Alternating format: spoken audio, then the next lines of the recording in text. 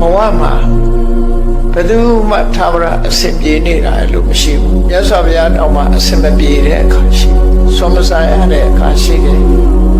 မကောင်းတဲ့အစားအစာတွေနဲ့မြတ်တာနေရတဲ့အခါမျိုးရှိတယ်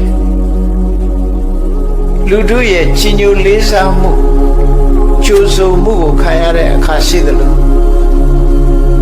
ကြုံတဲ့လူတွေရဲ့ဆဲရေးတိုင်းထွာမှုချင်းချောက်ခံရမှုဆိုတာတွေလည်းပဲကြုံရတာ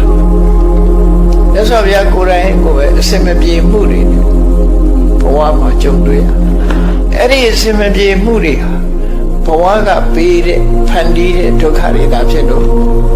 ဘာနဲ့ဖြတ်ကျော်လို့ဆိုဒီခဏချင်းခွင့်လွှတ်ခြင်းနဲ့ပဲဖြတ်ကျော်တခါတော့မြတ်စွာဘုရားမိန့်ကြားခဲ့တဲ့စကားလေးဟာဘုန်းကြီးတို့တွေမှတ်သားပြီးတော့လိုက်နာเสียကောင်းတာ